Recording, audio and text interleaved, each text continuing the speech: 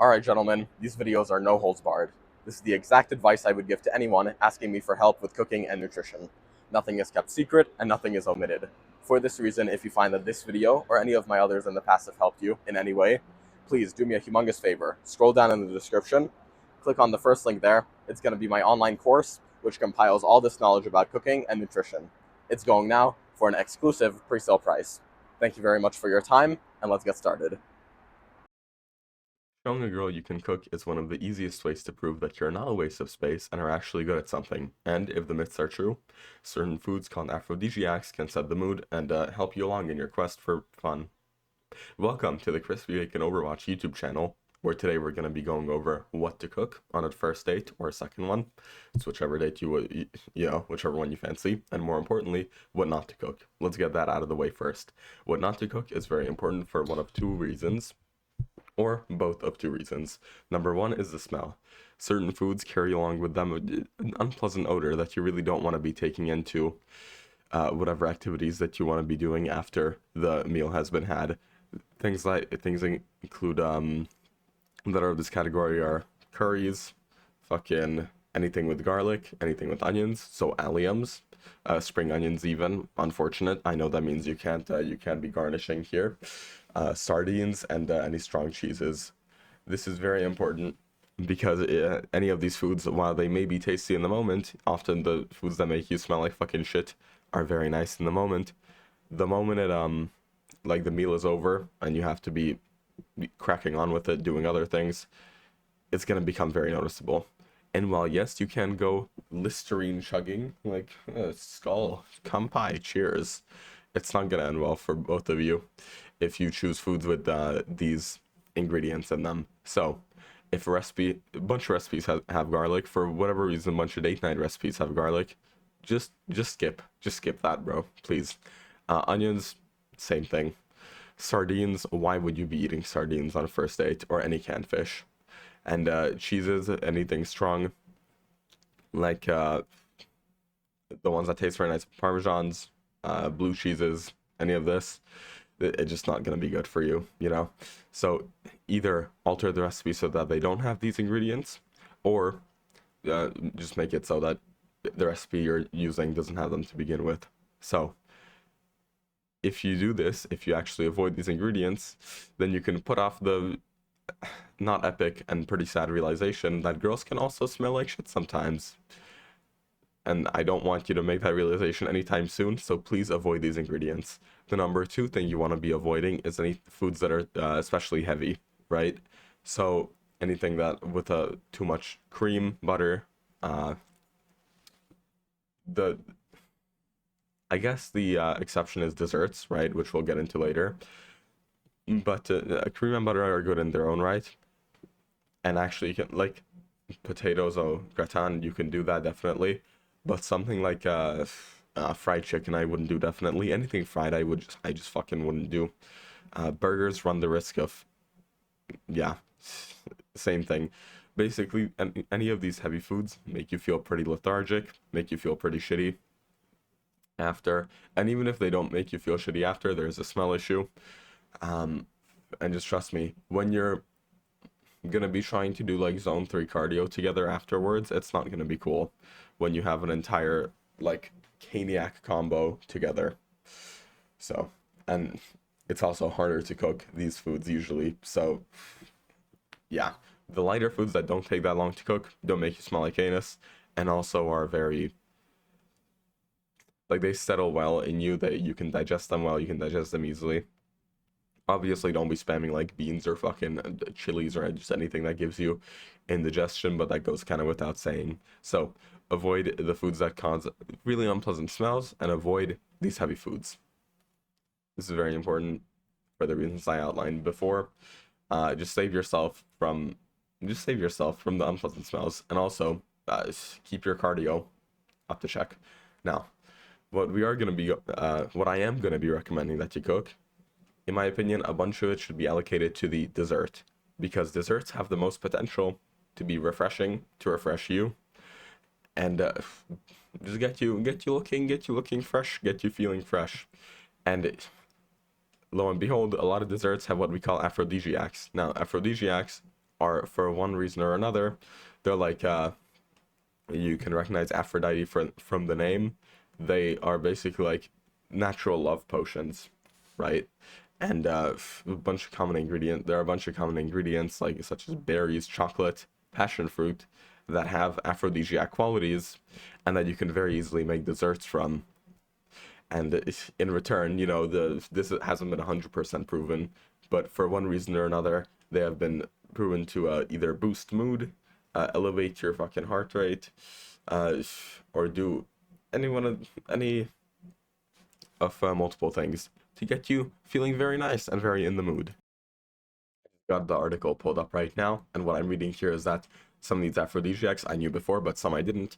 Pomegranate is the main one I didn't know before, but I kind of made the connection because Sterling Cooper recommends it for enhanced, I don't know, enhanced wall hacks, enhanced aim. So avocados are another one that I didn't know, but the ones I did know beforehand are chocolate, berries.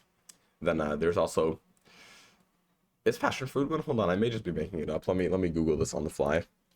Is passion fruit an aphrodisiac? Anecdotal evidence suggests that passion fruit may have aphrodisiac qualities. Okay, that's good enough for me. So, berries are another one. Do all these sound familiar? They should, because they can all be easily used in desserts. Even avocados, you can make a chocolate avocado mousse where you're blending shit together and it just making your uh making it a fun project for both of you, right? Making the dessert is way easier and way more fun because it's usually less skill required and more just like exact science. Except if it's like there are a couple of desserts that require skill, but come on now. So we have avocados, nuts, pomegranate, chocolate, berries, and also alcohol. I cannot recommend alcohol to you because in the funny United States where we have very good drinking rules, I cannot do that yet. So berries would be my go-to. You can make a berry souffle, you can make an ice cream or a sorbet, you can make mousse, you can make a fucking cookies of any sort, although that would be a little eh, neither here or there. You can make a nice like pound cake with like some jam. Just use your imagination. You can literally just eat berries. That's a great dessert on its own. Eat some berries, eat some fucking chocolate if you don't want to be doing any of the cooking, and that'll get you going. Now, how do these work? The what's it called? Flavonoids in berries are what I'm reading here are linked to a lower risk of erectile dysfunction. Very nice. Now, chocolate. This is kind of like pre-known knowledge for most of us, right? If there's one aphrodisiac, it's chocolate. It's what the Aztecs used to make them have a lot of fun. Is what I'm reading here, and they have a bunch of compounds. Whatever else. Now, the pomegranate, I know for a fact is because of the antioxidants and the blood flow. Like they improve nitric oxide levels, which is the thing that makes you get a pump in the gym, and also makes you get a pump in the. Okay, so avocados have a bunch of good healthy fats, which are good for hormones. This is very commonly documented. It's just pretty common sense. They'll make you feel better. Have you ever eaten an avocado? It fucking makes you feel very good. Now, nuts. Let's see. Walnuts, hazelnuts in particular help you pump blood throughout your body. Really? I never knew that nuts would have fucking pump nitric oxide qualities. It's okay. But one of the self-improvement book writers, like, I don't know who was MJ DeMarco, Tim Ferriss, one of these people. I think Tim Ferriss what said that he eats like 14 almonds before he makes it clap and jiggle. So like that really helps him apparently. Okay, let's get down to a sample meal plan. Actually, before we get to the sample meal plan, I just remembered, if this helps you, if you found this video either funny or informative, scroll down, I do have a paid product that you will find even more funny or informative. So, getting back to the video, sample meal plan. What I would recommend, if you want to make it 3 course, if you want to make it real fancy, this is something that Joshua Weissman did, is that he made, who was a great chef, is just like, I don't like his sense of humor. He made a sorbet. He made like a granita is what it was called. So it's basically you mix together champagne, orange juice, whatever else. This kind of violates the alcohol rule, but it's like if you use alcohol in cooking, it's not really the same. But you can also use just grape juice and an orange juice mixture, and basically you freeze it, you scrape it up with a fork, and then You eat that, and it's very nice. It's like a little snow. Oh, and like, you also make like a ricotta whipped cream thingamabobber. So put that next to it. Top it off with some herbs. I don't know which herbs. Probably mint. Mint would work well. Mint or basil. So if you want to have a starter, make it something light, right? Because what other starters are there? There's breads with various spreads. There's like soups. I guess like you can have a borscht. You can have like a beetroot soup if you're both if she is or you're both Russian, or just you are Russian. You want to be forcing that on her from that region. What's it called? Because beetroot also does have a bunch of blood flow qualities. You know, you see beetroot powder being sold in supplement stores for like its pump qualities. Beyond that, I would keep the starter to a minimum. Maybe just a salad. Actually, yeah, salads would work nice because also arugula, dark leafy greens like that, are also, also do have those blood flow qualities that we mentioned earlier. Also, if you're eating maybe the day before, maybe have some celery with some dip. Uh, Feel free to research that on your own as to why I'm recommending celery. Now, the main course, I recommend a steak without garlic or onions. Here's the caveat to what I recommended earlier about the foods that make you smell like dick. I don't enunciate things early in the morning. Let me just say that again. Let me give you some updated recommendations for the foods that make you smell like penis. So, if you're both from the same culture, you can tolerate that way better. Now, what does this mean? If you're both Persian, first of all, I'm sorry for I'm kidding. But if you're both Persian, you can tolerate probably a bunch of these like kebab things, this kubide, whatever else, like all these fragrances, and that's what you've grown up with. You won't mind it as much. If you're both Mexican, you can fucking sprinkle on onion and cilantro all day onto the taco or whatever else, and you won't mind that in the other person. If you're Russian, you can go for, if you're basically anywhere Eastern European, you can just like garlic spam. Just like take one clove. Whoops, she's probably used to poverty. Whoops, take that off. You have a low budget. Just take a clove of garlic and like fucking eat that. If you're Georgian, you can literally like, I don't know. If you're Georgian, you can like halitosis max and it'll be fine. But those who know. So the but in all seriousness, the exception is that if it's a traditional food and you're both from the same culture, then you can make it even if it violates the rules before because like you're kind of used to it. But if you're like, I don't know, let's say you're from the Philippines, she's from fucking India or something, and then you make like traditional Filipino uh pork or whatever the fuck, and it just has like it just maxed out on all the ingredients that make you smell like it like unpleasant. It's probably not gonna appreciate that very much. Shut the fuck up about all the India jokes in the comments because I know that I picked a bad example because in this climate people don't like I don't know why there's so much Indian hate online these days. If you go on Instagram, you go on any meme, it's just like unwarranted, uncalled for. But like I don't know, she's from the Southwest. She's from fucking Texas. You're from Latvia, and again, you're just like cottage cheese and onion max. It's like, ooh, it's not gonna end well. But if your cultures are matching, you're from similar countries with similar foods, you can make the traditional foods that she's probably used to in her childhood. It would be fun, and it will be fun. So, the main course, with that advice out of the way, that would work for pretty much everyone, is steak and or pasta. Now, I know pasta can be on the little bit on the heavier side, but the portion sizes should be kept small, and also there are a few recommendations.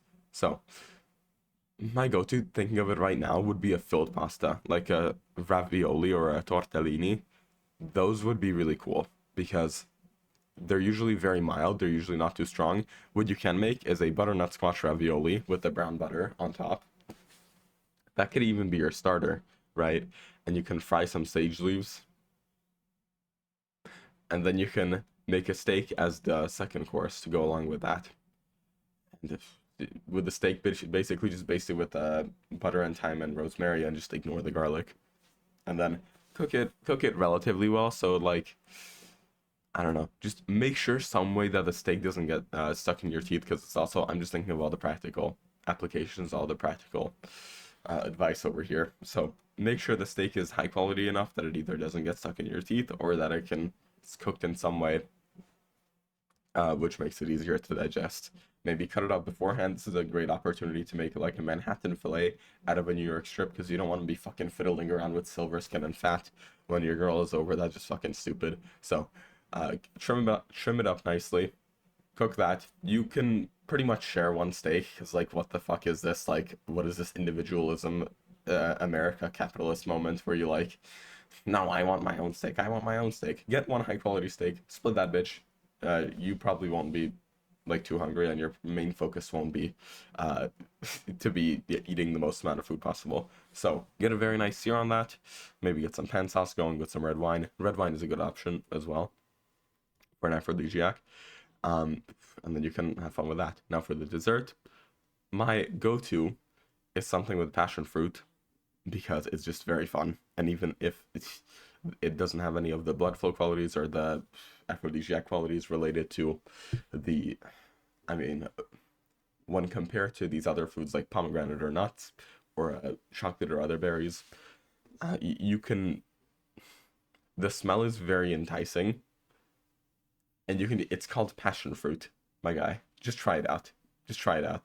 Throw away the science for a little bit and just try out passion fruit. But you can make a mousse out of that. You can make a mousse out of chocolate, berries, anything else. Honestly, a mousse or something that's like a mousse would be my go-to, because an ice cream, you really do have to fiddle with more and have an ice cream maker, which like most people don't have. And with baked goods, there's a chance of fucking them up, even though it's very small and they can work very well. And I'll be detailing more of them in my paid product in the description. One of the bonuses is like the bunch of meal plans for this. So they mousses have meese. Would the plural of the food mousse be meese? Probably. They have like a 0% fail rate as long as you're thorough and you like mix things in properly, and you just like put them in the fridge a couple of hours before you get ready. You make yourself put on a nice suit, fucking crack on with it. First man reference. Go to a rooftop bar, and essentially you get that out. It's cooling, it's refreshing. It cleans your palate after the previous meals, right? It depending on the ingredients used, if it's a berry or a passion fruit or a pomegranate, mousse can either even work. I can imagine that working with pomegranate molasses and or juice. Some nuts that can also work as well. You can make like a play on Reese's, like a peanut butter thing. Yeah, these can all work. So you just pop that out, get that. It's nice, refreshing, and then you crack on with your day. You crack on with your date, and consummate the occasion or whatever you want it to do. I just dropped a bunch of like really good advice that I'm a little bit surprised with myself, because I'm still relatively like, I'm not at the peak of my culinary like involvement and or knowledge. I'm building that up slowly. But oh wait, the camera followed my hand. That's cool. No, it didn't. Never mind. Followed my body. Hold on. Please move. Yeah, there we are. Okay, okay. That's nice. It's very lit. So it's like a NVIDIA broadcast feature. So if I didn't just lose you with that tangent, if I didn't lose you with the stutters in the rest of the video, please go check out product in the description. I do have a paid product. It's $47 and it will help you with more things like this. $47 only for the pre-sale. So if you're one of the first lucky people to see that price, woohoo, go buy now. There's more shit like this. If you really enjoy this and felt like it helped you or it was funny, that product will help you and be funny. Thank you very much for watching. Peace.